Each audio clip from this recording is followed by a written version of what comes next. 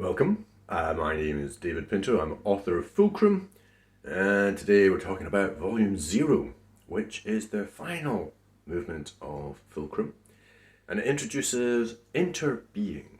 Okay, well, not actually interbeing. Interbeing is a concept and term that's invented by Thich Nhat Hanh, the Vietnamese Zen Buddhist. And he refers to the interconnectedness between being. Now, I'm interested in the moving moment of now. And in the moving moment of now, I've explored in the book a few ways. For example, in the process of reading or in the process of you listening now. That's in Volume 1. I also talk about in Volume -1, 1 to the power of n, the social dimensionality of the power of now. Okay? And so I've come up with a term to refer to the moment now as you're listening or reading or experiencing anything, and the social aspect of multiple people, for example, listening or reading a book at the same moment. And there's a kind of secret little space in there, or in fact, it's all temporal. And intrabeing is about unlocking that truth of our intra-being, that we are within being, not within just our own being, that is our being, but within other beings that are listening.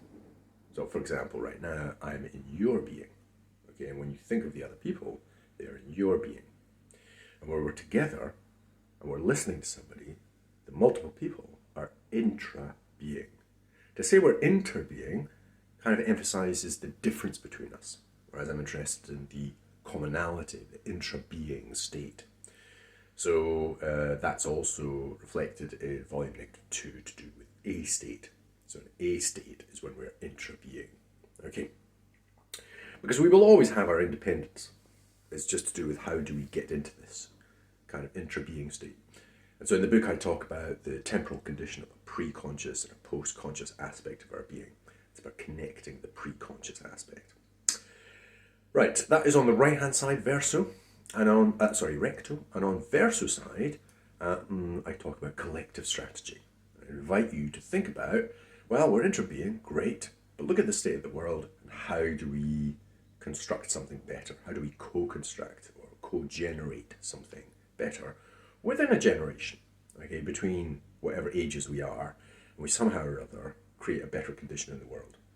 And I go for this like completely. And this is 2023 when I started writing that, and so it is already dated, but I tried to describe it in such a way that when somebody reads it in 2024, 2027 or 2030, there's an aspect of it which is actually related to their experience. So when somebody right now watches this, I don't know, the day I record it or a week later, I am in the past, okay? And similarly with the book, as the author, I'm in the past.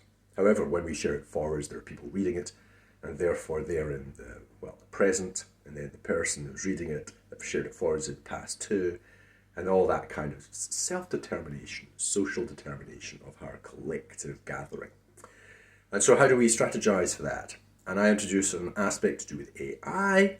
By 2030, I discuss multiple artificial general intelligences by 2030, and the kind of objectives we need to kind of reach by 2030 for it to be meaningful, for us to avoid certain levels of disaster. So anyway, my name is David Pinto. I'm author of Fulcrum, and you're very welcome to turning up on a Saturday for us to discuss what your responses are. What do you think to these ideas, and what's your practice, and what's the result of our collective action of listening, reading, sharing, and everything to do with the empowerment of the receptive state of being. Okay, be well.